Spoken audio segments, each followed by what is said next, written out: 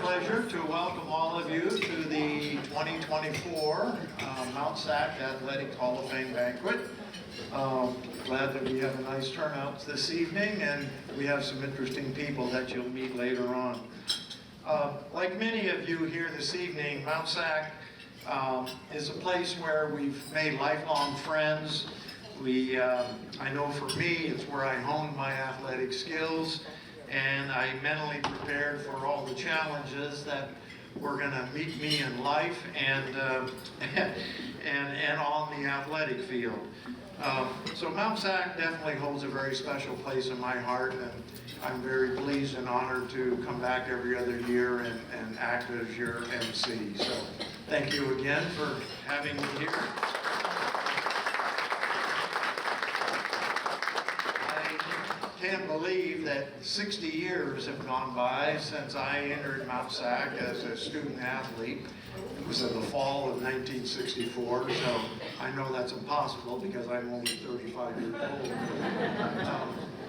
But it is a special place for me, and I'm happy to come back. So I live full-time in Park City, Utah now, pretty much fully retired.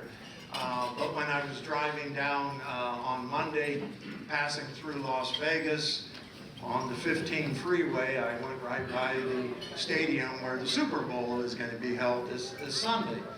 So made me start thinking, wow, that's a pretty big event, and I'm just curious, with a show of hands, who's going to be rooting for the San Francisco 49ers? Yeah. Okay. Same thing with a show of hands, who's going to be rooting for Kansas City Chiefs? San Francisco went, being loyal to California. But I have one more question. Who else is in the room that could care less if the Chiefs or the 49ers win? They're just watching the game to see Taylor Swift. Oh, we got a few Swifties out there. I got thinking about, I was reading in the paper that CBS has got like a 4-hour window to televise the game on Sunday. So, and my brain starts thinking, well, gee, football is only 4 15-minute quarters, and throw in maybe a half hour for the halftime show, that's an hour and a half. But then I'm thinking, well, there's going to be at least an hour and a half of television commercials, so that still leaves an hour. So I'm thinking, well, what are they going to do? They're going to have a cameraman there, and they're going to have close-ups of Taylor Swift reacting to every time Travis Kelce gets the ball. So I got a feeling we're going to see a lot of Taylor Swift this weekend. Well, like I said, it's an honor, and we're going to have a great show here this evening. We got some incredible people that we're going to introduce. At this time, role models are very important, and we need role models to demonstrate how they can push themselves both physically and mentally to become champions. Champions who take those lessons that they've learned and use their knowledge to share with others, teaching them teamwork, friendship, education, and the importance of sports. And I think that certainly is what is in the minds or in the hearts of the 4 individuals that we're going to introduce this evening. We have 4 incredible former student athletes who've made a significant impact on the college and their respective sport. And one commonality that they all have is that they're all local student athletes. The farthest one away is in Santa Fe, just a few miles down the 605 freeway, and the other 3 are from Northview, West Covina, and Walnut High Schools. So they definitely are what we might want to call the 2024 local Hall of Fame class. And they include, I'm going to read them off. You might want to just hold your applause until the end. So we have a 2-time long jump champion, Stephanie Jones, who grew up right here in the city of Walnut, went to Walnut High School. We have a baseball great, Chris Woodward, who made his mark as a Major League Baseball player and coach.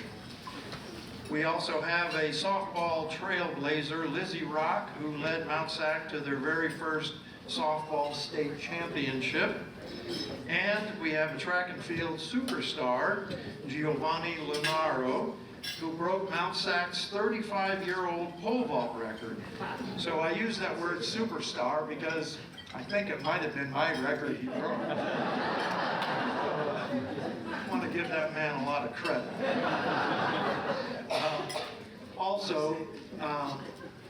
I was the first to do 17 feet indoors, and so then I finally made 18 feet outdoors, so I can pat myself on the back and say I'm part of the 18-foot club, but Gio is a member of the 19-foot club, so he surpassed my record by a lot. So we look forward to meeting all of them and hearing their story, which will come up a little bit after dinner.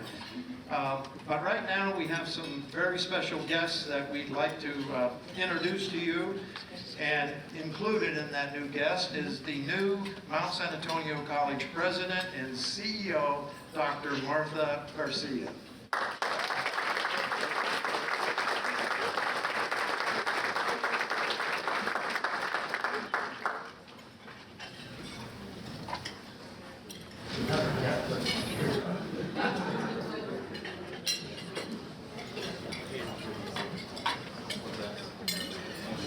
Good evening.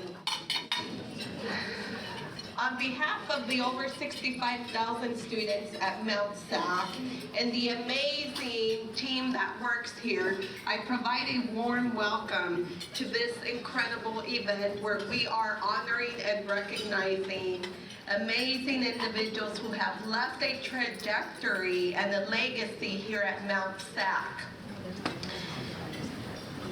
It is my first Athletics Hall of Fame.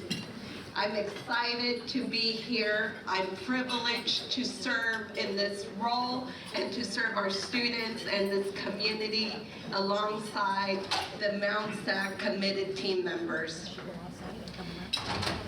I'm truly excited to have the honor of serving such an incredible institution with tremendous reputation. We're an institution that reflects excellence at all levels. Excellence in education, excellence in the services that we provide, excellence in our athletics, not only in our students who are remarkable, but also in their achievements. That is the reason why we're known as the College of the Champions. Tonight's event reflects the success of the 4 inductees that will be recognized, but it also reflects the success of the collective team who is committed and driven, the athletic team, every single coach, the support staff, the volunteers, and all of you that have continued to come and support not only our current athletes, but support our athletic team. So this is a night to celebrate success, a night to celebrate our inductees, Stephanie, Chris, Lizzie, and Giovanni, and a night to celebrate also those of you that are already in the Hall of Fame and that are here tonight with us. So let's applaud for them.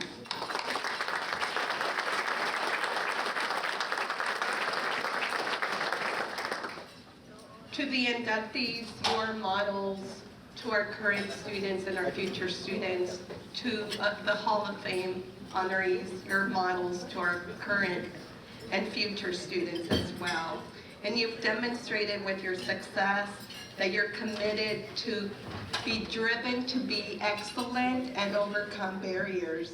And that's really important for us at Mount SAC because our mission and our commitment and our drive is students first.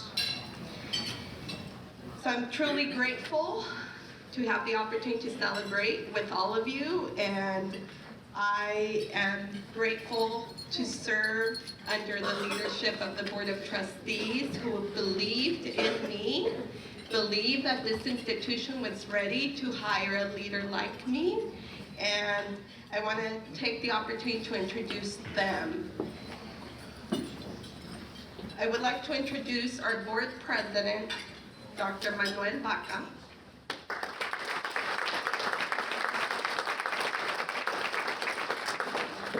Trustee Robert Hidalgo.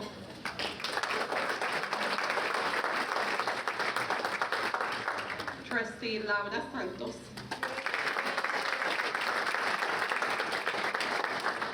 And student trustee Cesar Tlatuani.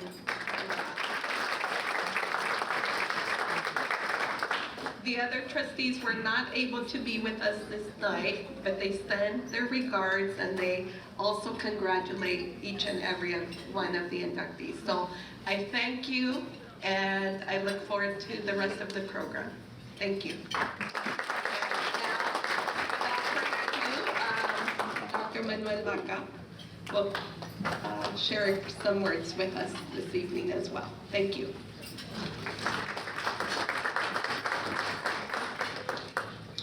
Thank you, Dr. Garcia.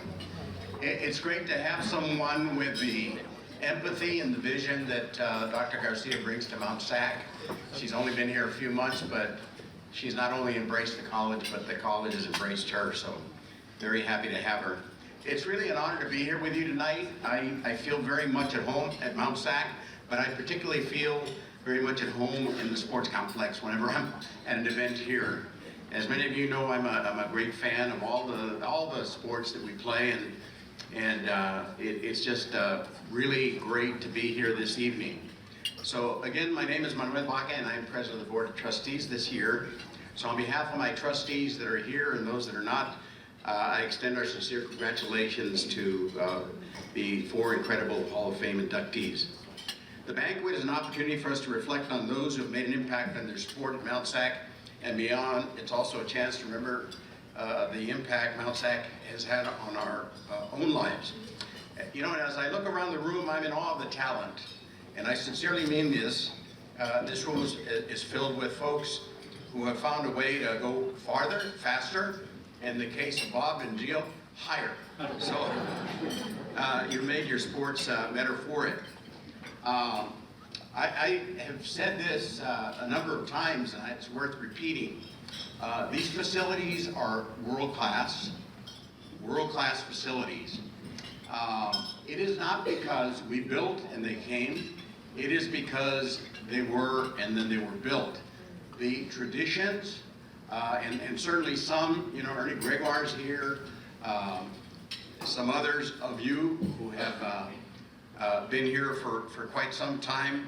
Coach Rod, you guys laid the path in terms of what excellence is. So many people that I have a difficult time naming everyone, but collectively the coaches and the athletes, four of whom are being recognized tonight, really made things happen here. Coach Doug in the back, you know, it's just so many of you. So I'm very proud of the tradition that we have built in terms of Mount SAC, and that Mountie spirit is just blazing as it has in the past and continues to be. So again, congratulations to our 4 inductees and welcome to the campus, those that are visiting. What I would like to now do is bring up our AD, our athletic director, Joe Jenham, and he'll have some. Thank you very much for your leadership and all the work that you do.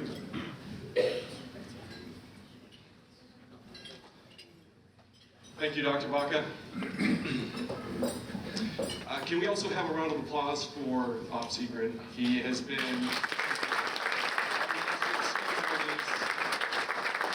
since we reestablished the Hall of Fame here in Mount SAC in 2013, and his ability, his talent, his personality, I don't know what we do without having him here, and we appreciate all that you do for us. Thank you, Bob.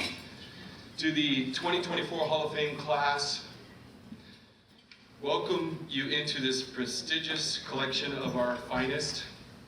I've had the pleasure of serving as a Division Dean and Director of Athletics for the last 14 years, and this is always a special time of the year.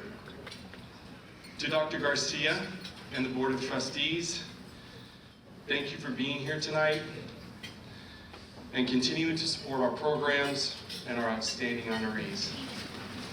Tonight marks our 11th induction class, and we move one step closer to celebrating these 4 individuals who've shown they are worthy of this incredible honor. This event is a year in the making, with so many who contribute tirelessly to it happening. If we could first start by asking the members of our Hall of Fame committee to please stand and be recognized.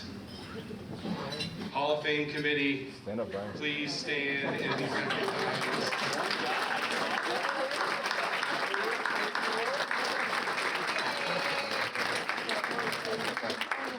They are the behind the scenes who make this all happen. It really takes a lot to coordinate this amazing event. More of the information is found on the brochure, the program that you have in front of you, but it truly is a team effort.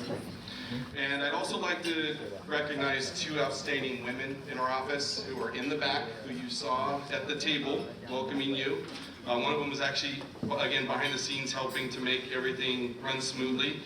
And that's Annie Escalera and Christina.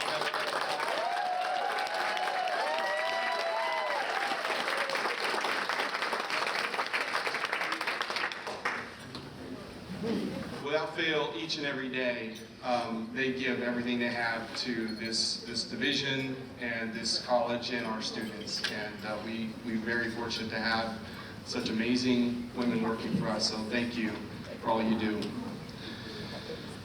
Tonight's group of inductees are an amazing collection of all that Mount SAC and Mount SAC Athletics embodies. Teamwork, passion, courage, perseverance, success on and off the field.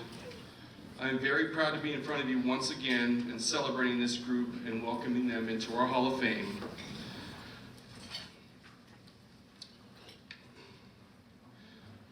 Much of what they've accomplished in the athletics program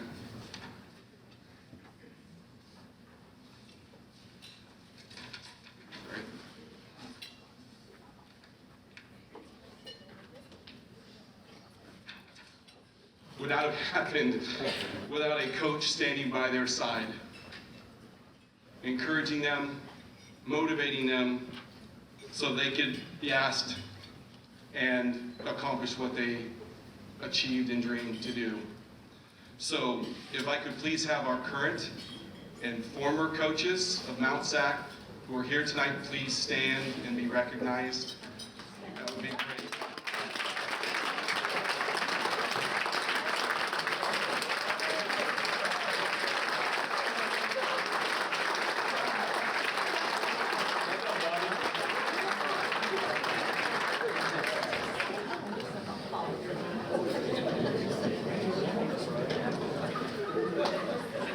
Did he? Oh, yeah. Get Dr. G here in a minute. I apologize, I'm trying to do this without my glasses, so right through it. We also provided you at your tables a summary of last year's athletics program accomplishments. I got it, Denise, I can do it. Our teams have continued to thrive on the success and foundation our Hall of Famers and coaches have worked to achieve. A quick recap of our amazing season last year as an athletics program is there in the handout, and I'm just going to touch on a few highlights. First of all, we were once again recognized for a record 10th year in a row as California's top 2-year college athletics program.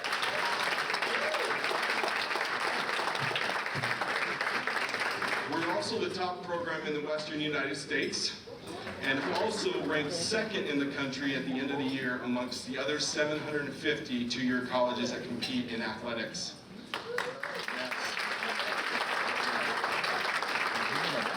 Yes. captured a record 13th South Coast Conference Supremacy Award, which is the conference we compete in with most of our sports, with a record 11 conference titles last year. That was a record for the conference. No other school had earned 11 conference titles in 1 year. So just to give you a frame of reference, this year in the fall, we earned 8 so far, 8 conference titles. So we're in great shape as far as this next year's Supremacy Award. And in fact, our men's and women's basketball teams, who are right now competing in the winter, are both ranked in the top 5 in the state, and both have an identical 21-2 overall record. Our spring season's off to a great start, and we're looking forward to the many amazing honors and accolades our teams and student athletes will achieve. So as you can see, both team and individual student athlete honors, as well as academic and athletic achievement, are here at Mount SAC. This kind of success, with so many levels of support, wouldn't happen. I wanted to take a moment to recognize and thank a few others here tonight who help our programs reach the pinnacle of success. Once again, recognizing Dr. Garcia and our Board of Trustees for their immeasurable support in our programs, not only in athletics, but across the campus. And also here we have our Vice President of Instruction, Kelly Fowler. In the back, Kelly.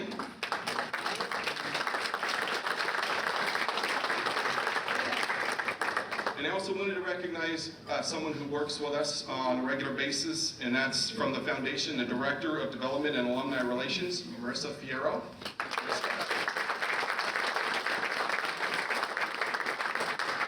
So the Foundation works closely with our teams in the division as it relates to fundraising and gifts and donations, and also athletics development, which is an important part of us being able to be successful and compete.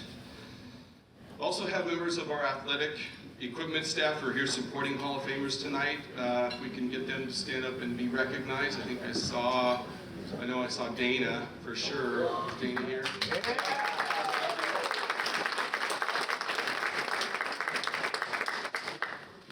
And then as you can see standing around the room, once again, we have members of our championship teams, including our men's and women's track and field teams, and also our aquatics team. So give them a round of applause.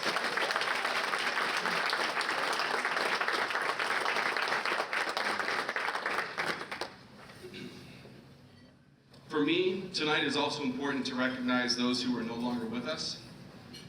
We would not be here tonight without the hard work of countless people who came before us.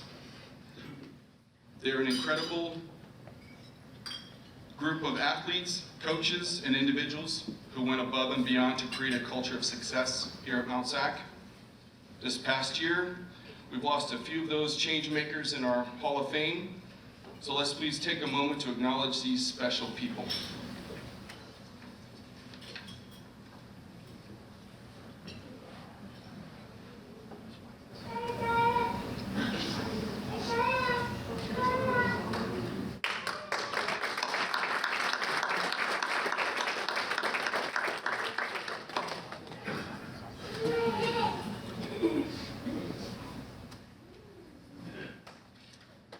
Thank you.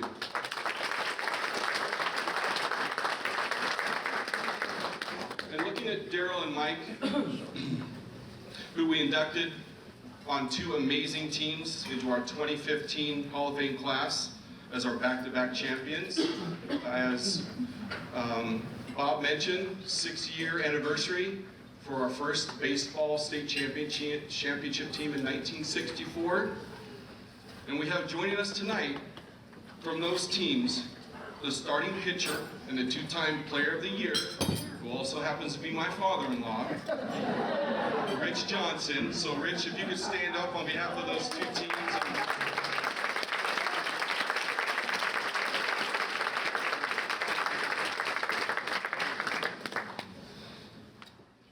We'll be organizing a date to bring them back and also celebrate them this season. And now, I'd like to introduce the Hall of Fame Committee Chair, who serves as our Assistant Athletics Director, 1 hat, a Professor in Kinesiology, another hat, and also the Men's Aquatics Coach, Mark Rue.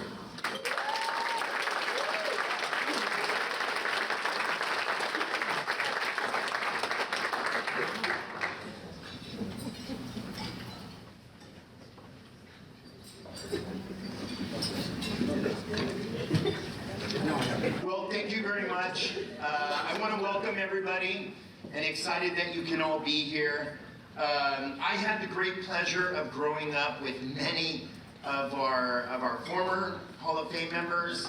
I've been at Mount SAC for almost 30 years. I'm in my 30th year here now. So I've seen many of our current inductees grow up here at Mount SAC and move into this honor as well. So it's a great honor for me. My father, Don Rue, was a legendary cross-country and track coach, and my mother worked in the relays office in the auxiliary services area. And I'm very excited that we could bring back some of our former Hall of Fame members. So what I'd like to do is introduce some of our former Hall of Fame members. As Joe mentioned, we'd like to bring them back every year and introduce them and have them. The reason they're here is to welcome our current inductees into this wonderful class. So what I'd like to do is introduce each of them, ask them to stand up, and if we could ask you to please hold your applause until after they've all risen, I'd greatly appreciate that. Margie Burry, if we could have Margie stand up. She's the wife of Fred Burry, who just recently passed away this year. Dr. Ernie Gregoire. Dr. G, if you could stand, please. Joe mentioned Rich Johnson. Rich Johnson, if you can stand as well. If you can stay standing, if you're able to, we would appreciate that. Evans Roderick, over here. Sally Santoyo. Bob Sebrin. Cassandra Taylor. I think Cassandra is just over here. Marcel Williamson. And LaShawn Youngquist Simmons. Ladies and gentlemen, people standing and represent very best Mount SAC athletics history. Again, let's give them another round of applause. Thank you for being here. Thank you for all you've done for Mount SAC and for being here to welcome in our class of 2024. As we're just getting ready right now to begin our dinner service, and again, this is our some of our student athletes that are here that are helping out with this. We want you to enjoy your dinner and enjoy your opportunity to communicate with one another, and we'll get started with the ceremony as soon as dinner is complete. Thank you. So if everybody is ready and they have their attention, let's get our first inductee. So our first inductee tonight grew up right here around the corner in Walnut, went to Walnut High School. Stephanie Jones captured 2 individual long jump state championships and also led her team on the field. So please watch the video and we'll find out why she was so inspirational to her team. Stephanie Jones stands out as a remarkable figure in the storied history of female track and field student athletes at Mount SAC. With a stellar career, she achieved the remarkable feat of clinching consecutive titles in the long jump at the 3C2A state championships in 1998 and 1999.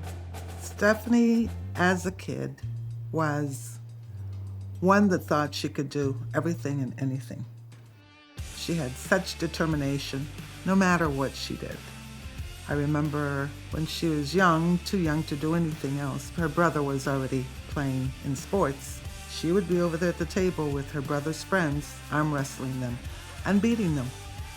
She had this will that whatever she attempted to do, she was determined to succeed. A homegrown talent, Jones honed her skills at Walnut High School, distinguishing herself as a standout member of both the soccer and track and field teams. Notably, she also contributed her athleticism and spirit to the varsity cheerleading team. But the first glimpses of her greatness came during the summer of 1994, when she, along with 13 other local athletes, were selected to represent the United States at the Mount SAC Relays Mexico Exchange Program Junior Meet. Jones gave birth to her son Daniel in 1996. Despite the challenges of early motherhood, Her commitment to the sport never wavered, and it led her back to familiar grounds at Mount SAC, where she trained under the watchful eye of renowned coach Dr. Ernie Gregoire. I've known Stephanie since she was in high school. What made Stephanie succeed? First of all, I think it was her natural talent, and she had a success moving forward because she had somebody at her back. She had some wind beneath her wings, if you please. At Mount SAC, she continued her ascent, securing 2 state individual championships and etching her name in Mountie track and field history. Her success at Mount SAC paved the way for a scholarship to USC. She earned her way on the all-time top 10 list in the long jump and triple jump. As a Trojan, she was a vital part of the 2001 NCAA Women's Track and Field Outdoor National Championship team and the 2000 runner-up team. After graduating from USC, Jones and her husband were given an opportunity to help expand their church and have experience living in several places throughout the country with their 2 sons. She showed me that you can still fulfill your dreams. You can fall, then you can get up and you can go forward. She taught me that. And here I am as a mother, very proud of who Stephanie has become. And I love her so much. I'm very proud of her. For her dedication to the sport and commitment to excellence, Mount San Antonio College proudly welcomes Stephanie Jones to the Athletics Hall of Fame. Would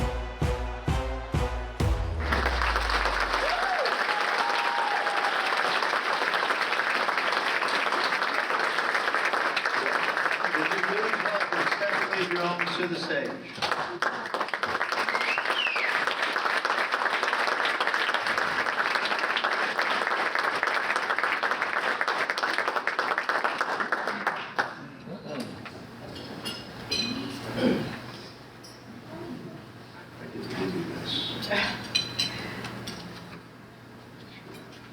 The right way.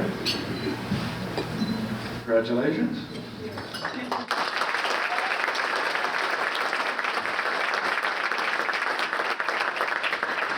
Thank you to everybody who has come out and supported all of us who have been inducted into the 2024 Hall of Fame. I'm very grateful and I'm very honored. I'd like to thank everybody on the athletic committee, the Hall of Fame committee, for choosing me and finding me worthy to be a part of the Hall of Fame. A little bit about my story. I grew up in Walnut, here in Walnut, and I attended Walnut High School from 1992 until 1996. And my junior year, my sophomore year, my brother passed away. He was in a car accident. He was only 19. I was 16 at the time. So I watched my mom go through a lot of hard times. And then unfortunately, not unfortunately, but at that time, unfortunately, 1 year later, I was pregnant. And I was still in high school. So you can kind of understand how difficult it was for my mom, just losing a child, and then now her teenage daughter is gonna have a child. At that time, I had more than 13 full ride scholarship offers. And I actually went to Nebraska on one of them, even though I was pregnant. And I lost all of them, but I was dedicated to having this child because I put myself in that situation and I wanted to show that I could still do it. Track and field was my passion, and even though it was difficult and many people gave up on me, but after my mom realized that the decision I was gonna make was to have this child, she stood by me, and she's always been there for me. Also, Coach Gregoire has always been there for me. He was training me before I got pregnant, and immediately after I had my child. And he always had faith in me, and he's like a father to me. So I'm really honored that he's here tonight. So So I had my child in 1996, and I came to Mount SAC. After I graduated from high school, I graduated in June 1996, and I started summer school right away. And I actually gave birth to my son Daniel in November of 1996. It was my first year as a fall semester student here, and I was actually nursing him while taking my psychology exam. I'll never forget that. But my teachers were very encouraging, and I trained, I worked hard, and Coach G let me know if it is to be, it's up to me. And for every action, there's an opposite and equal reaction. I've always kept these words with me, even till today.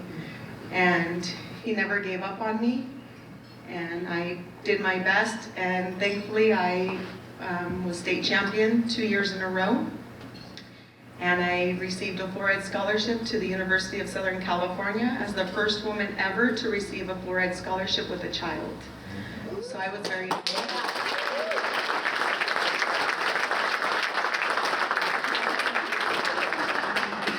So I attended USC, and at that time, my mom would drive to LA so that I could sleep with my son every night. I was an occupational therapy student, so I took 14 units in the summer, 25 units in the fall, and 25 units in the spring, and I lived in Riverside, so I commuted 2 hours one week. My mom was director of financial aid at the time here at Mount SAC, and my son attended the Mount SAC preschool here. So she would drive him to LA. I was rooming with Angela Williams at the time, as you know. She's a great athlete, under Coach G as well, went to the Olympics. So we were roommates at the time, living together, attending USC. And my mom would bring my son so we could, see him every night. And I received my bachelor's degree in occupational therapy. I would go to school from 8 in the morning until 5 p.m. So I would leave my house around 5 a.m. and drop off my son at my mom's house, and then I would commute 2 hours. I was in school at the medical science campus from 8 to 5, and then I would need to drive to the main campus so that I could continue my training under Coach Ron Alice at the time. And I would have to do my weights in the weight room until about 10 o'clock at night, and I would get home about 11 o'clock, sometimes midnight. I don't know how I did it looking back, but I'm very grateful for all of those who supported me and were there for me. And I'm really thankful to be here now. As you saw in the video, my life has completely changed. Actually, at USC, Coach Gregoire introduced me to an agent. His name was Andy. And I did an audition for a Gatorade commercial, and I actually made it. So I shot a Gatorade commercial in 2021, and it was a nationwide commercial. And then I was getting ready to audition for another Nike commercial, but that's when I got involved with this church, the World Mission Society Church of God. So growing up, I've always wondered, why am I born? Why do I suffer? Why do I have to die? And just thinking of not existing in this world didn't set right with me. Ever since I was a young girl, and I would go to many churches and ask many questions, but that wasn't really allowed. But at this church, I was able to ask my questions, I got all of my answers, and thankfully, now it's been 24 years that we've been doing this. We have over 8,000 churches in the world, and we serve our community well. And I'm really thankful to Christ on South Hong and Heavenly Mother, who established the World Mission Society Church of God in 1964. And that I can be a part of it, because this church has really helped me to become who I am today, to have humility and to serve people. Because I think most people, when they go to school and get a degree, whether it be a doctor or a dentist or a counselor or whatever it might be, your goal and your dream is to help people. So serving people has become my life. And I'm very thankful to be a part of this church now. And this is kind of my life story. I've moved around to many states. I've been to South Korea about 10 times. And coming here now and being a part of the Hall of Fame, I'm really grateful, I'm really honored. Seeing many familiar faces, it brings back many good memories. And to see my coach still healthy, happy, I'm really touched, I'm really moved that he could be here with us today. And I just want to thank everyone here. I don't want to keep it long because there's 3 others who are, need to be honored. But I really thank all of you for coming and supporting us. We all have a past. We all have our history, and I'm really thankful that you're honoring, my past and my history today. And thank you again, all of you.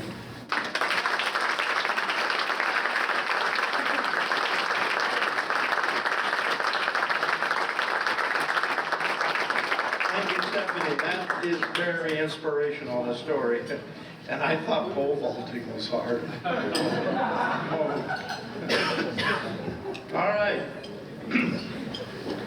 Few of us can dream of a professional career, not only as a player, but as a coach. Well, that dream came true for Chris Woodward. He's fulfilled it by being a Major League Baseball player and a coach. Let's see his story.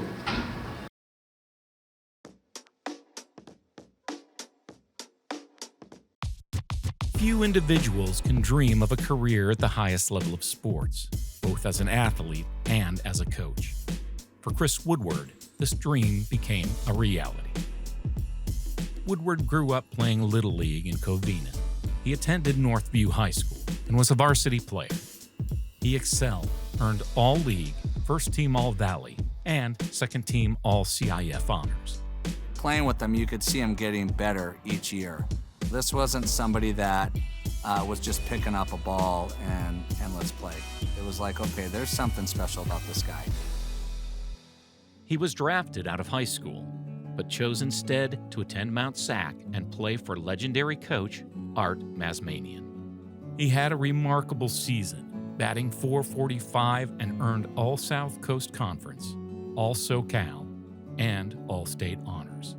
I think Chris is the epitome of a Mount SAC junior college student.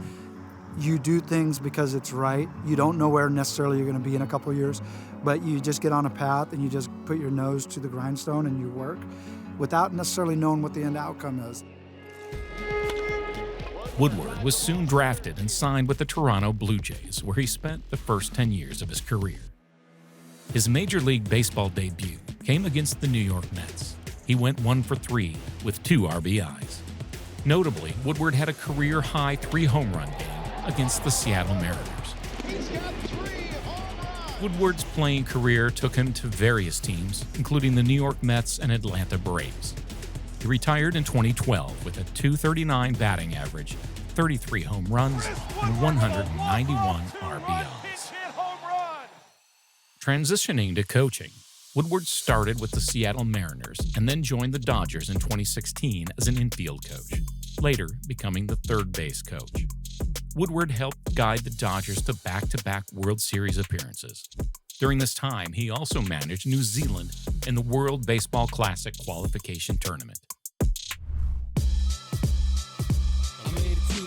In 2018, Woodward took on his first Major League managerial job and signed a 3-year contract to manage the Texas Rangers. A respected leader with a hard-working reputation, Woodward persevered through some challenging years, yet he was unwavering in his commitment to excellence as he guided the team for 498 games. After his tenure with the Rangers, Woodward returned to the Dodgers as a front office special assistant and as a roving infield instructor.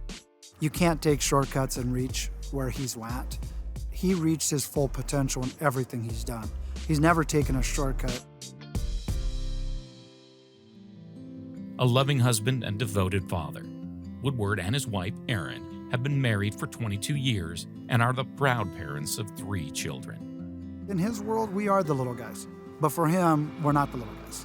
So when Chris was with the Dodgers, the year that they lost Game 7 to the Astros, Tom Quinley, his high school coach, who was my coach also, myself and a couple other friends, Chris got us tickets to Game 7. And probably as a professional on the coaching side, probably the lowest of his career as far as heartbreak. Chris still brought us down to the field after and took us to the locker room. He wanted us to still soak in Game 7 of the World Series. And that just told me a lot that it wasn't just about him. Even at that darkest moment, he still was like, hey, Darren, Tom, and my other friends, they came to support me, so I'm still gonna give them something that I can. And that was something that I'll always remember. Exemplifying character through dedication, versatility, and success not only on the field, but in the home and community. The Mount SAC Athletic Hall of Fame proudly welcomes Chris Woodward.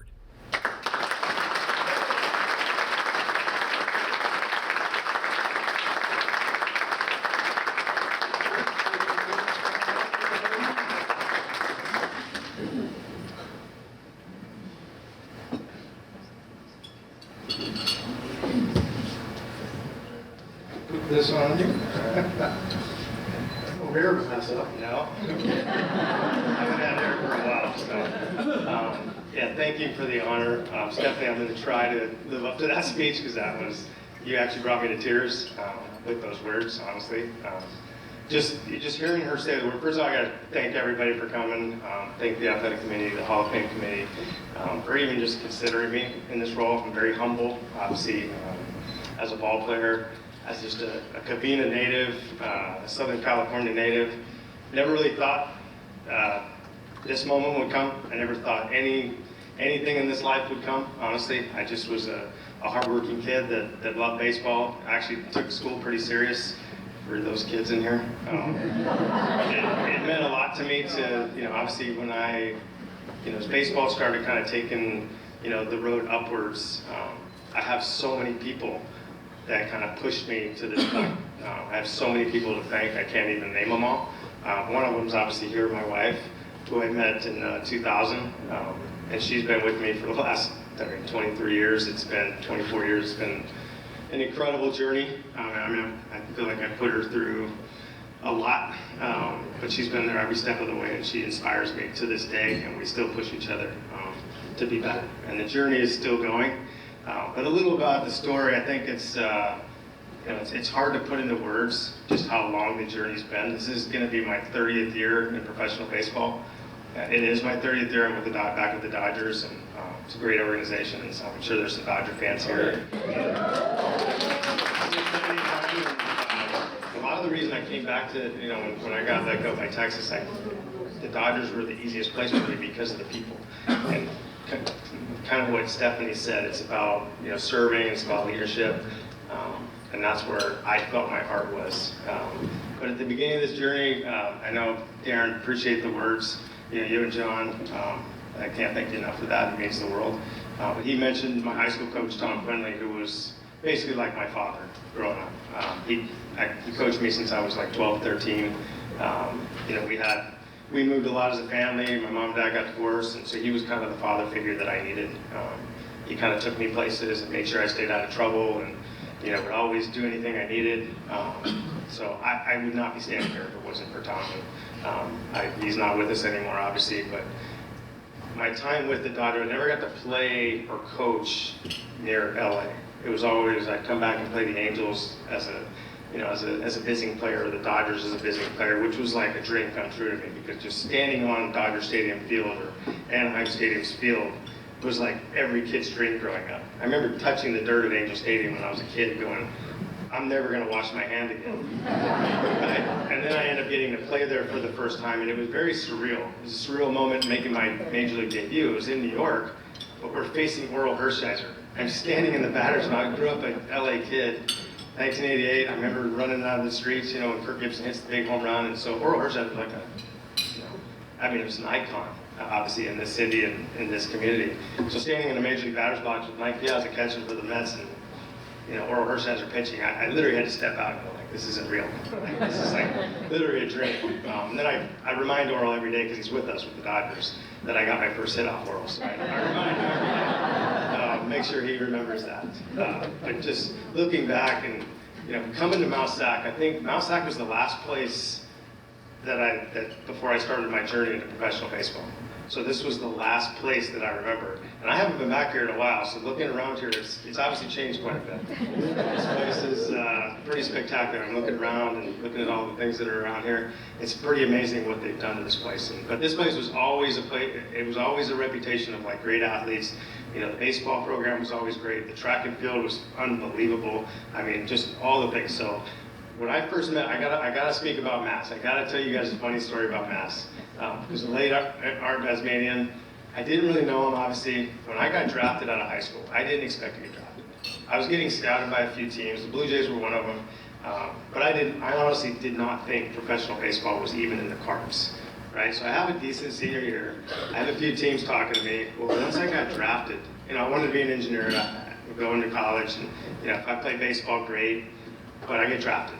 So now everything changes. My scout tells me some things. He's giving me advice. I don't really have anybody to give me advice. I didn't know anybody that played professional baseball. I had no friends or people that were above me. I didn't know any major leaguers. I didn't know anybody. So I was like, all right, what do I do? So my scout kind of talked me in and he said, hey, listen, we drafted you. If you go to a one-year college, if you go to a JC, you can play for a year and we can still sign you before the next year's draft. So he sweet-talked me into it and I was like, all right. So I meet with Mass. I'm like, all right, I'm going to go to 1 year. We didn't have a whole lot of money growing up, so I couldn't afford to go really to any, expensive 4-year. So I'm like, perfect. I heard great things about Mass SAC, about Art Basmanian. So I meet him for lunch. He meets me and he tells me all the things I love to hear. It's like, hey, I'm not going to give you anything. You're going to have to earn everything. Perfect. I'm a hard worker. I can earn it. Not a problem. Right? He tells me all the things. Great, really engaging. Well, the second I put a uniform on, this is for the fall league. The second I put the uniform on, he is wearing me out non-stop. It didn't matter what I did, it was wrong. I was like, man, I feel like I'm doing the right thing. I took a lot of pride in being a smart player, knowing where to be, knowing where to throw. I'm not doing anything right. I don't know what's going on. And at some point, I remember going, it was just my mom and I living in, we had a little apartment. And I go home and I'm like, Mom, I had a good game today. I was like 2 for 3 with a walk and didn't make an error. Maz wore me out after the game. I feel like the worst player on the planet. I don't know what's going on. And so I was confused. I really didn't understand what was going on. And so anyways, the last game of the season, or last game before the season starts, it's the last fall game, he pulls me in the office and says, hey, he goes, I know I've been really hard on you. And I looked at him and said, yeah, but I didn't say a word. I was not going to say anything to any authority figure. I was taught the right way. I was just like, yes, sir. And I was like, kind of confused on everything. He goes, do you know why I've been so hard on you? And I was like, I'd really love to know. I'd really love to know because I'm confused. And he said, well, he goes, I know you're going to play at the next level. He goes, I know you have what it takes to play at the highest level. He goes, I'm training you for pro ball. I'm training you to understand what's coming. I want you to understand how hard it's going to be, how difficult the task is going to be, how much competition you're going to face. Because once you get to that next level, everybody's good. And then once you get to the AA level, the AAA level, the big league level, everybody gets better as you go. He goes, so you have to work harder than everybody else. You have to think better than everybody else. You have to be a step above. You got to be able to take criticism. That taught me, and I honestly use that to this day when it comes to leadership and management. My wife told me I was going to be a manager when we first met. I said, no chance. I don't want that responsibility. I don't want anything to do with that responsibility. No way it was on my radar. Well, what do you know, right? I get done playing. I played for 19 years, which I'm really proud of. It was a grind. It was a really difficult thing. Obviously really proud of the accomplishments. I wasn't a great player. I wouldn't even say, I would tell you I wasn't even a good player in the big leagues. I was a good baseball player, but according to that level, it's really difficult. But I'm proud of the fact that I was able to withstand all of the difficulty. And I really thank Mass for that. I wish he was here to tell him that. And I regret never having the chance to tell him that personally. Honestly, it hurts my heart because I know how important that message was. Because once that season started, he literally called me in the office the day before the first game. He said, hey, he goes, explain to me why he did everything. And I said, okay, thanks, Mass. I appreciate that. He was the nicest guy in the world to me the rest of the season. Never said a bad word to me, supported me to no end. If I made a mistake, patted me on the butt, said, hey, go get him next time. And he called me after that first game, and he said, hey, listen, he goes, I know you and your mom are living alone, right? And I said, yeah. He goes, you don't have a lot of money? I said, no, we don't. And he goes, can you, and I'm going to get teared up for this because this means a lot to me.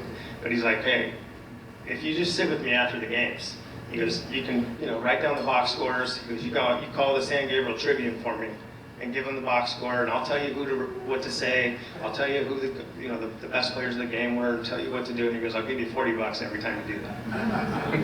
And $40 for me was that was like winning a lottery, honestly.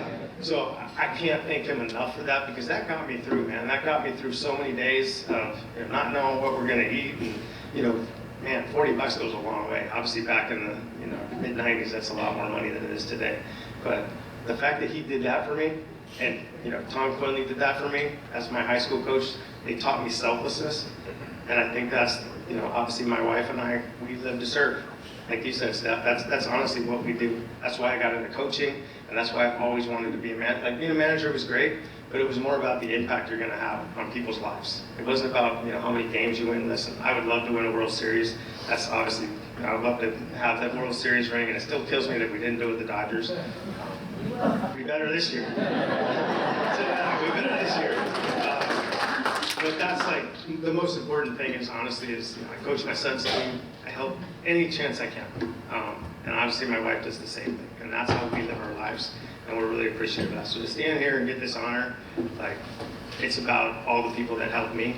I'm going to give that to them, because I'm here because of all the people that have helped me along the way, and I really appreciate it. But thank you guys for coming. I don't want to talk too much longer because I can talk for a while if you let me, but I really, really, really, really appreciate it, and congrats to all you guys as well. Look forward to it.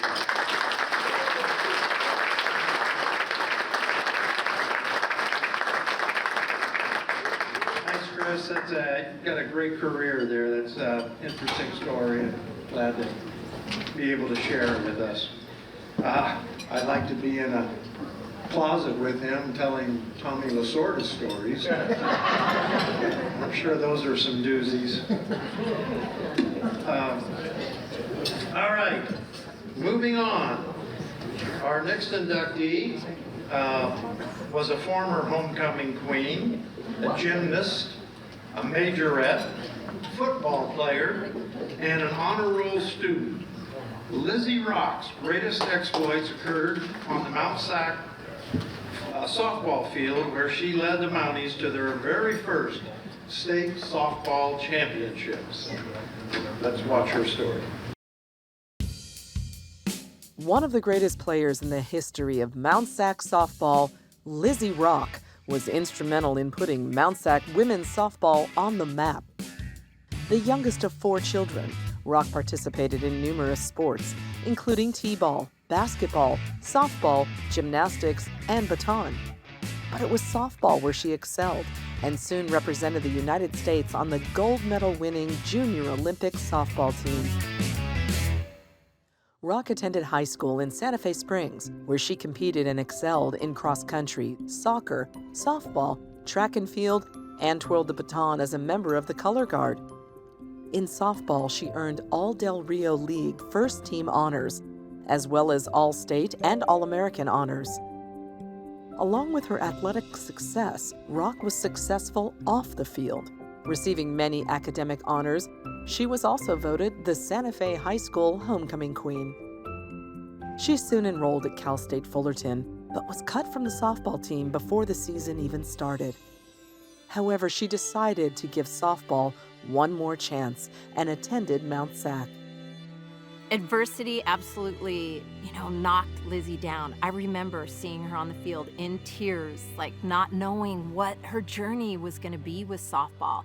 And slowly but surely, she got her stride back. She made the team as an outfielder and eventually earned a starting position in right field and helped lead the Mounties to their first ever 3C2A Women's Softball State Championship. You're not supposed to have favorite players, but Lizzie Rock goes down as one of my all-time favorite players. Every step of the way, she elevated Mount SAC softball. From the smile, from the drive, the determination, I was just so proud of her. Although Rock was able to leave after an early signing with the University of Nebraska, she took Coach Kelly Ford's advice and remained for another season with the Mounties. Rock thrived, hitting .472 with 37 runs, 5 triples, went 31 for 31 in stolen bases, and earned nearly every possible softball honor available. Rock ripped a 3-run triple to right field, one of her 2 hits on the day, which put the Huskers up for good. Her success continued at the University of Nebraska. In her junior year, she made an immediate impact on the team, batting .371. Defensively, she committed only 3 errors and led all outfielders with 6 assists. Rock helped lead the Cornhuskers to their 11th straight NCAA tournament appearance. When Lizzie first came to our program, it was after I'd gotten a call from Coach Kelly Ford. She was talking about Lizzie like she walked on water, and I'm like, you know what, Kelly, I believe you, but come on. And then Lizzie got on campus, and Kelly was right. During her senior season, Rock once again was with the Cornhuskers on the way to another tournament. Individually, she excelled on the field as well as in academics, earning multiple honors. She also tied a school record of most hits in a game with a 5-for-5 effort against Illinois. When you were with Lizzie Rock and around Lizzie Rock, you felt like you were the most important person in the world to her because that's the kind of presence and attention that she had to you, which I think was one of the qualities that made her such a special leader. She wasn't high character, she was highest character. Rock received her bachelor's degree in sociology from the University of Nebraska and her master's degree in public administration from Cal State Long Beach. There's only one Lizzie Rock. However, the world would be better served if there were a lot more Lizzie Rocks. For her athletic and academic accomplishments and her contribution to the legacy of Mountie softball, the Mount SAC Athletics Hall of Fame proudly welcomes Lizzie Rock.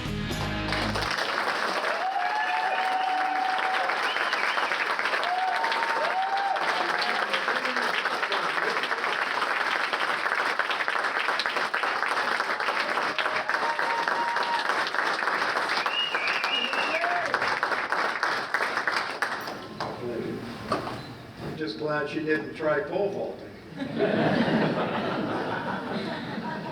Good evening, everyone. I'm sorry, but I need to read what I'm going to say because I'm not so eloquent, and I'm actually really floored by my classmates of this Hall of Fame class, and so please forgive me, but I'm going to actually read what I'm going to say. Good evening, everyone, and thank everyone, especially my husband and my parents and all my family and friends who made it here this evening to celebrate with us today. When I got the call saying that I was going to be considered for the Athletics Hall of Fame here at Mount SAC, to say that I was in disbelief is an understatement. And being here today among this class, this incredible class of athletes, but even higher class of people, it's even harder to believe standing here in person before you today. But I was quickly reminded that I'm here today not because of any merit of my own, solely though by the grace of God. I'm just a vessel used by the Lord for His glory, and the gifts that I've been given aren't my own, but were entrusted in me, to me, and I pray that my softball career and my life as a whole would bring Him glory. But I do believe that the Lord knew I'd be standing here today, and that He set a lot of provision before me to get me here, because He knew better than anyone that I couldn't make it here on my own. He blessed me with parents who taught me about sacrifice and loved me beyond comprehension, especially when I was at my worst. He made me a little sister to 3 older siblings who blazed trails for me, and who made the burden of my journey much easier to bear and taught me about excellence in life. He's given me family and friends who've supported and celebrated and mourned with me, teachers and mentors that challenged me and opened my eyes to new possibilities, teammates who held me up and pushed me to become bigger and grow more, and coaches who knew exactly what to do to bring out the best in their players. I'd just like to say thank you to Dr. Garcia and all the vice presidents here at Mount SAC, to the Board of Trustees who've continued to make excellence and the tradition of excellence in this institution a priority, to my fellow Hall of Famers who Man, I have shrunk just in the last 2 hours of getting to know a little bit more of your stories. Thank you for what you've done to make this institution great and the foundations that you've laid. And especially to Coach Rod for everything he's done for the athletes here and the athletic department. Coach Rod, thank you. But it's with the utmost humility. Yeah, please.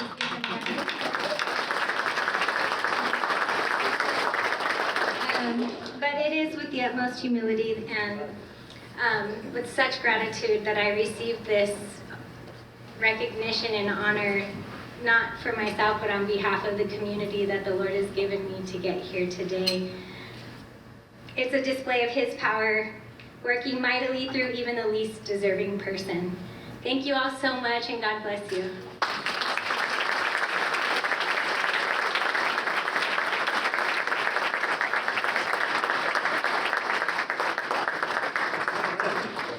Thank you, Lindsay.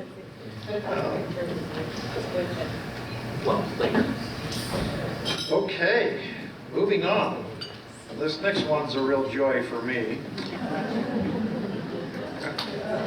It's very near and dear to my heart.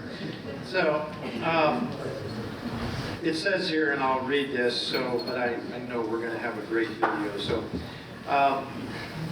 many of us have witnessed some of Giovanni Lenaro's many accomplishments on the track, but I think it's important that we learn a little bit more about him on and off.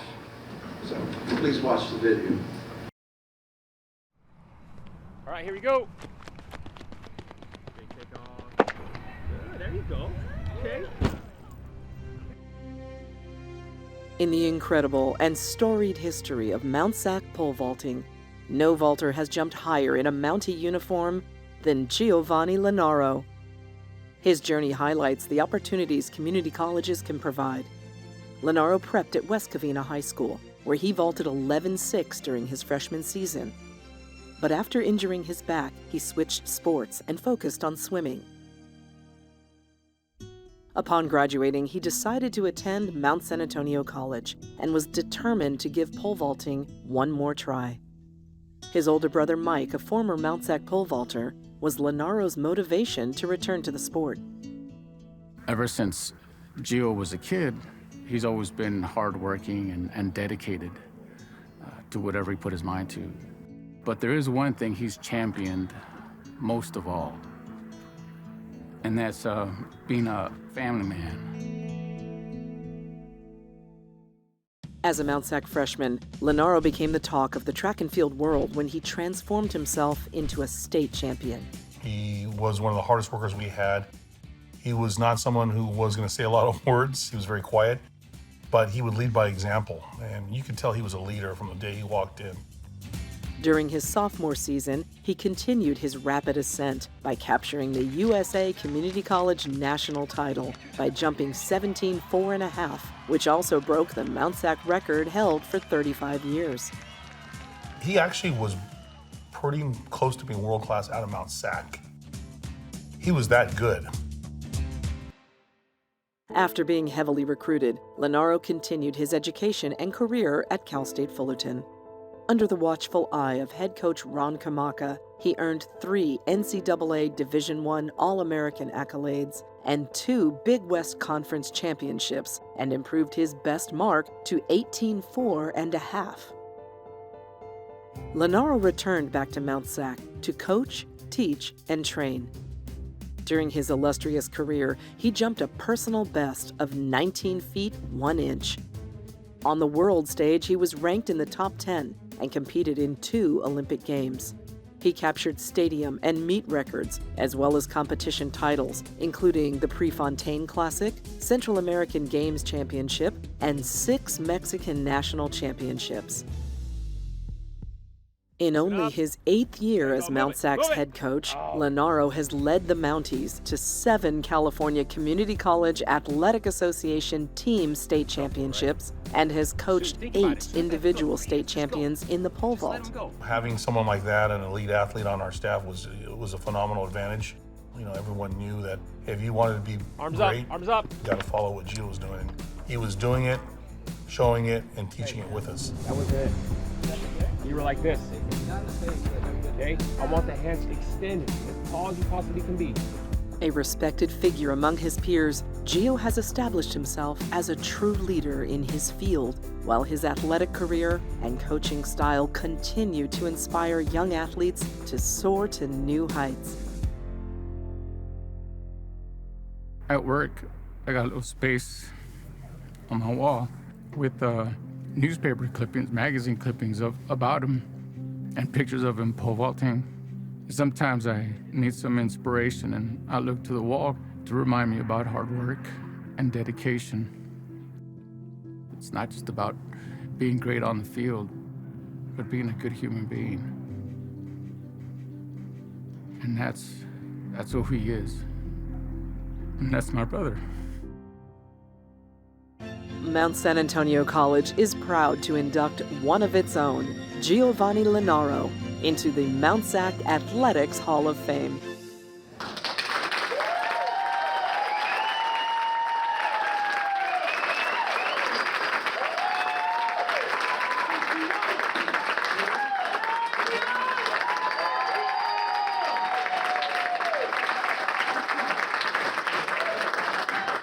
This is definitely an honor and a pleasure for me. We love you, Gio!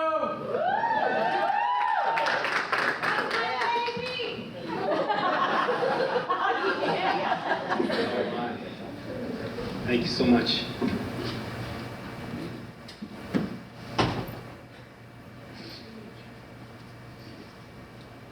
So, first of all, it's an honor to receive this from you, and I'll talk a little bit about that a little later. This medal means a lot to me. As you can see, I'm not the only crybaby in the family. I'm a very emotional person, and most of you that know me, which is probably the majority of the people in this room, know that I'm not afraid to show my emotions. So I'm gonna cry, and I'm not apologizing.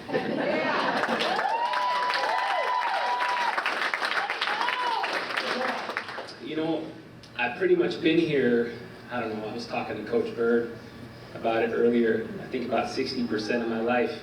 You know, I started here in the fall of '99 when I was 17 years old, and I pretty much never left. So, just to give you perspective on why there's so much emotion. But I tried writing a speech, right? But every time I'd write it, I'd just start crying, and I couldn't really get anything on paper, so I put bullet points. So bear with me, here we go.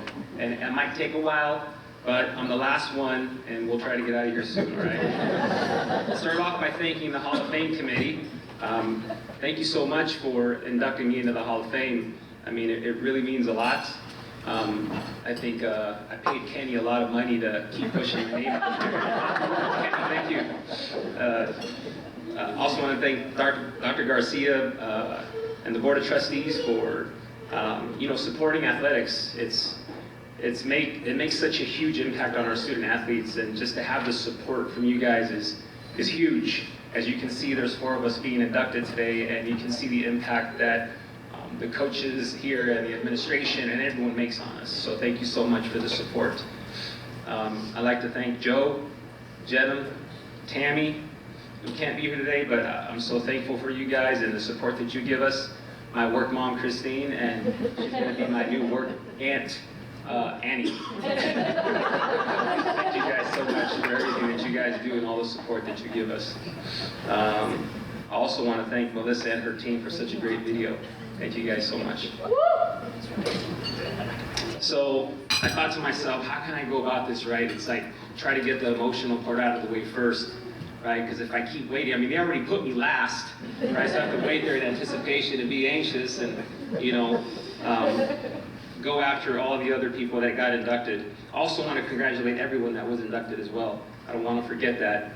It's such an honor to share this stage with you, and just to be in the same light as every single one of you, it's a huge honor. So congratulations. I wouldn't be here without 2 people, and that's my mom and dad. It begins. you know, just standing here in front of you, it's from sacrifice of so many people, you know, so it's hard to stand up here and not be able to thank you all, but I'm gonna do my best. But it all started with my mom and dad and, you know, their sacrifice. I've come into this country and working really hard and sacrificing everything they can so that their kids, my brother and I, can have the opportunities that we had. You know, they gave us the opportunity and they always told us to take advantage of those opportunities. And it's something that I always carry, and it's something that I talk to our team about, is how opportunities don't come all the time and you have to take advantage of it when they do. And I feel like that's what my mom and dad did. They took advantage of an opportunity to be in this country, to work really hard, and, you know, to raise their 2 children the best way they can. And I feel like they did a phenomenal job. And I can't thank them enough for everything that they've sacrificed and everything they continue to sacrifice to this day, because, you know, they're my babysitters still to this day. And, you know, I can't thank you guys enough for everything, Mom and Dad, so thank you.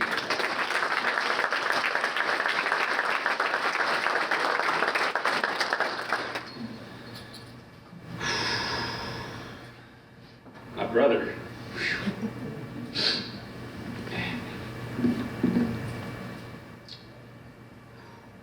I didn't know how I could get through this, but we're going to. Here we go. So my brother, you know, it's just my brother and I. And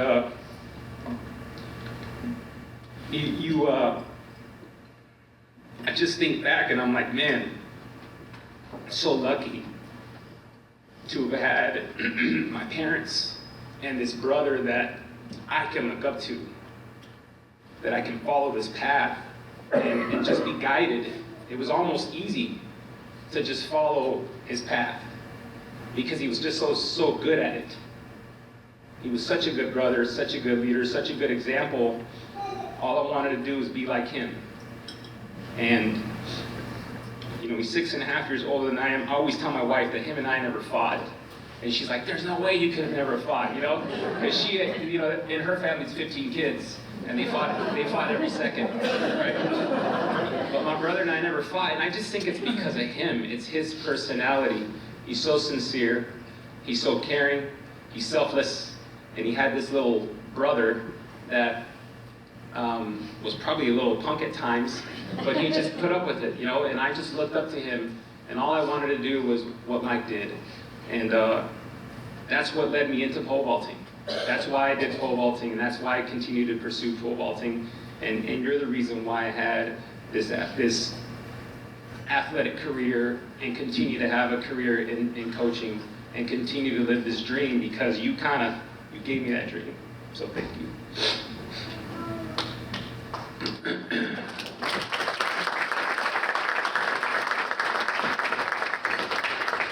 And then here at Mount SAC, I've met this beautiful, tall woman with long legs that be out of my seat, my beautiful wife, Mireya.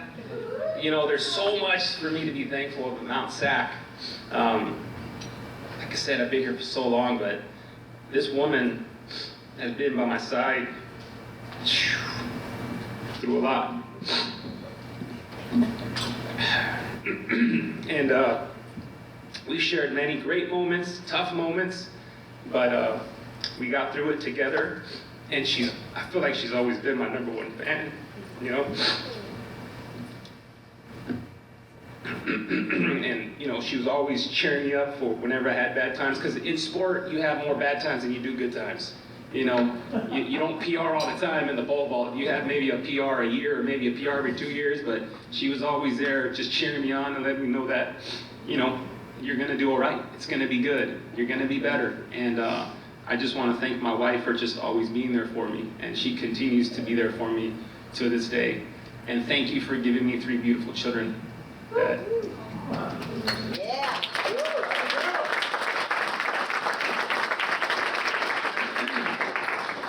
The other man in the video, Brian, holy moly. We shared a lot. If it wasn't for Brian taking me in, I actually lied to him. I told him that I jumped 12.6, but in reality I jumped 11.6. Right? I added a foot, but I lied to him. But that's what's wonderful about community college, You don't have to be that good. And we take everybody, literally we'll take anybody. Right? But look, it's what we do here. We give people opportunity, right? And we have Coach Bird and I complain about it all the time. We just bought 250 uniforms, and you complain about it, but you know what? The experience that you get is unbelievable here. And I would not have gotten that chance if Brian didn't take that chance on this 11'6" pole vaulter, little scrawny kid from La Puente, California, right? And look what happened, Brian. We achieved a lot. 2 Olympic Games, World Championships. I mean, without you, there's no me.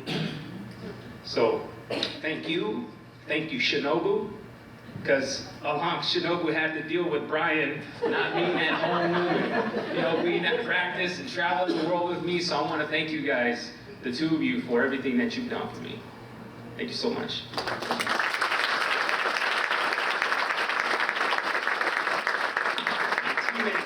Man, it's so cool to have my teammates here. Start off with Jimmy. I'll start off with Jimmy because when I got here, he was like the man, right? He was the man to beat. He was the top dog. And when I came in, I didn't know what to expect. But as I got better and better, I just looked up to him and I'm like, man, I want to jump as high as he does. And then I started thinking, I want to beat this guy. Because as much as we are friends, I'm a competitor at heart. I want to win. I don't want to get second place. Right? If I'm going to do this, is to try to be the best, and that's just the way I think. And I still consider him my best friend to this day. And I just thank you for being that competitor with me, because you really pushed me really, really hard, and I just appreciate your friendship. So thank you. Yep. Matt Pacheco, he was another guy that him and I would just hang out. We would always store the pits in the back there, and we'd hang out and just talk. He was a wrestler. But so that, I don't know if you guys know, but wrestlers like to hug you and wrestle. I was like, what's wrong with this guy, man? He's always like, stop touching me, I'm surprised he doesn't do it to me now, but Pacheco was just always wrestling, and, I'm just so glad that you're here, Matt, to share this with me, so thank you for being here. Dustin Morrison, my gosh. This guy right here, he's a 2-time community college state champion, 17-footer at Mount SAC. Definitely deserves to be in this Hall of Fame. But my second year at Mount SAC, Dustin was a freshman. And we're going into the state championship, and he whooped my tail. He wins first place, and I get second place. But that was the best lesson I could have ever had, because that whole year I was dominating. No one can beat me. I jumped 17 feet, I don't know how many times, and Dustin beat me at the state championship, and he taught me to just never, ever think that you have it in the bag, right? Don't ever think that you've got it, because there's always someone there. And Dustin was right there, and he whooped my tail, and he's a state champion, not just 1 time, but 2 times. So thank you, Dustin, for being just a great competitor, a great teammate. I appreciate you kicking my butt. Thank you.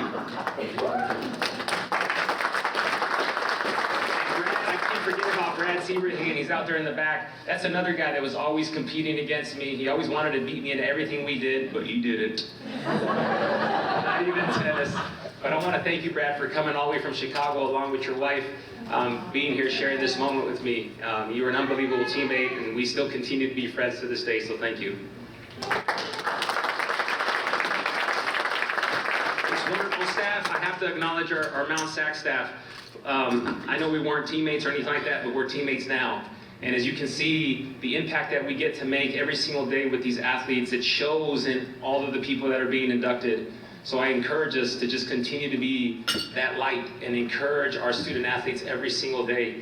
And I'm glad that we all get to sit here together as a Mount SAC track and cross country coaching staff and watch this happen. So thank you for being here. I'm getting through it. I want to talk about role models. You know, everyone here had somebody that made an impact in their life here at Mount SAC, but I didn't just have one or two, I had many people that have made a huge impact in my life as a student athlete and now even as a coach. I was around such great coaches like Don Rue, John Norton, Doug Todd, Mike Goff, Ron Kamaka, and Coach G. These coaches here, the one thing I always think of them, I just think of how humble they are. These are coaches who have coached multiple state champions. They've done so much to serve the student athlete, and that's really their focus. You know, they're just so worried about making sure that the student athlete is taken care of, and they don't ever talk about all the great things that they did. You know, that doesn't matter to them. And honestly, I don't know all my accolades, you know, and even the staff knows that. I don't keep count, I don't know, because that doesn't matter to me. I can never win a state title again as a coach, and, you know, I'm gonna be all right, but I don't want that to happen. I want to keep winning, right? But it's not about that. It's about us serving the student athletes and, you know, just sharing the knowledge that we have and teach them how to be good, you know, good students, good athletes, good citizens. So I want to thank those coaches that I just named for really inspiring me and encouraging me. You know, Coach Todd, you were an amazing head coach. You're one of the reasons why I wanted to be a head coach, but sometimes I regret a little bit, right? Being a head track and field and cross country coach at Mount SAC is a huge challenge, but it's a challenge that I love to take on every single day. Let's see here. Also, Coach Goff, you know, you taught me what it's like to work hard. There's no way that, you know, these relays and this cross-country invitation will happen without Doug Todd and Mike Goff, because this is Mount SAC, and in order to be a good Mount SAC, you have to have a beautiful course, you have to have nice signage up, and Coach Goff, you taught me what it's like to really work hard and make sure that our facility looks pristine, so thank you. Coach Ron Kamaka, you know, you guys all know who Coach Kamaka is, or most of you do. He was a huge impact in my life, and unfortunately we lost him 2 years ago. But Linda is here, and Linda, thank you so much for the sacrifices you made to allow Coach to make an impact on me and everyone else that has, you know, that he coached. So thank you for being here, and thank you for being a part of our lives.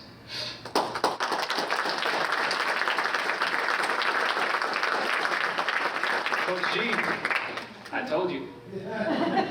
You know, there's something that Coach G always had these different things he'd say, you know, pick your pockets. Or, you know, don't tighten up, lighten up, right? But there was one that sticks, and someone mentioned it earlier, and if it is to be, it's up to me. And that's the truth. You know, a lot of times student athletes that we work with today, you know, a lot of times they expect things to just happen. And nothing in this life just happens. You have to make it happen. If it's going to happen, it is up to you to make it happen. And what's been beautiful about my life is I've been very lucky to be surrounded around such great people that truly care about serving the student athlete. And Coach G, you made it easy to just believe in those words. If it is to be, it's up to me. Until this day, we put that on the back of our shirts. You know, it's easy to provide a good environment, but it's really hard to get the student athlete to believe in themselves. But once they believe in themselves and they know it's up to them, then our environment that we create works. So thank you for those words, and they're going to carry on as long as I'm here. Thank you, Coach.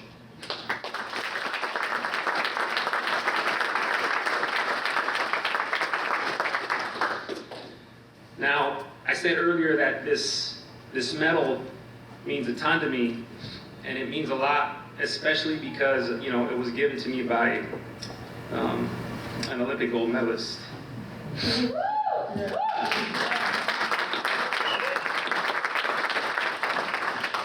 And I get emotional because, you know, as a student athlete and as an athlete at the highest level, you dream. This is tough. You dream of winning one of those medals. I spent countless hours on this track. I mean, many. I'm working my tail off, you know, out here by myself, out here with Brian. And the goal was to win a medal. Came close once, got fourth at the Indoor Worlds, but it didn't happen. But what's cool about this medal is that this medal demonstrates the hard work and the sacrifice of everybody. Everyone in this room and all the people that had an impact on my life. This, I mean, damn, an Olympic medal would have been awesome.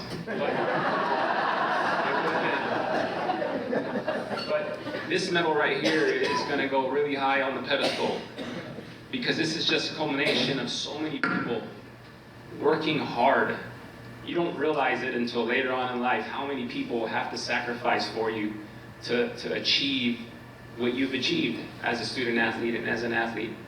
And you know, now that I do it all the time, you know, I see it even more, but I'm so thankful for everybody that has taken the time to sacrifice a little bit of their time to allow for me to be successful. And all I can hope for and pray for is that, you know, I just continue to do the same thing. And that's my goal every single day, is to continue to serve the student athletes here at Mount SAC each and every single day that I get to step on this campus. So, like I said, I just want to say thank you to you guys. Thank you to my whole family that's here, my nephews, my sister-in-law. I don't know where she went. But this means the world to me. You guys don't know how much it means to me. So thank you so much. That's all I have. Have a great night. Thanks again.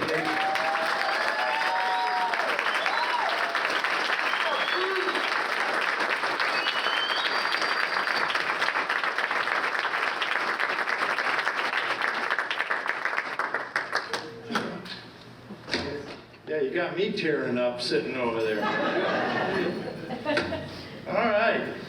Well, I think it would be appropriate if we just gave another nice round of applause to our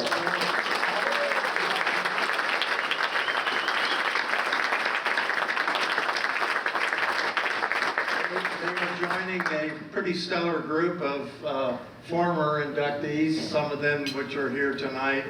So I guess I could say welcome to the club. So, also I want to maybe just give a quick shout out to Melissa, who put our videos together. Thank you.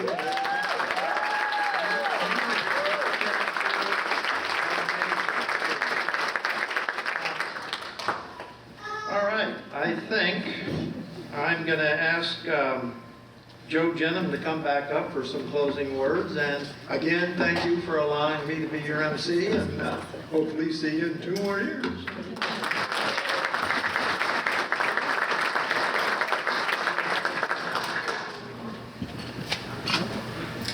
Look what I found.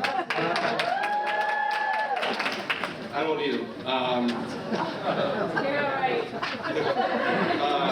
So first and foremost, Hall of Fame committee, what an amazing group, what an amazing class. So job well done. Congratulations to our Hall of Fame inductees tonight. We're so proud of you. You are why we resurrected and brought back our Hall of Fame, because we knew that we had individuals of such amazing character, such amazing stories, and so we're very thankful and proud that we could do this for you. Thank you all for being here tonight. Can we give a big round of applause to our student athletes who work here tonight?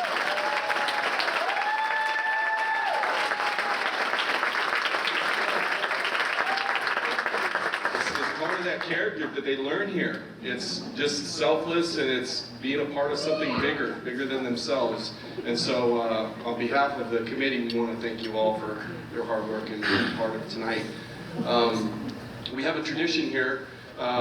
We reestablished the Hall of Fame, and we want to get a photo with not only our induction class this year, but also all of our Hall of Famers who are here tonight, and we want to capture that moment. So when we're wrapping up, we want you to come up to the front, and we want to take that photo with you. And certainly I am happy and excited to have you all here, proud of what we do here, and looking forward to the growth in the building that we will continue to see with our student athletes and our students. And again, very proud to be here and thankful for all of you joining us and welcoming this new class into the Mount SAC Hall of Fame. So again, thank you, have a wonderful night, and we are actually, with this new facility, looking to try and induct a class every year now. So we have next year's class selected. We are going to be announcing that very soon. But again, have a wonderful night, have a wonderful weekend, and thank you again for coming. Thank you.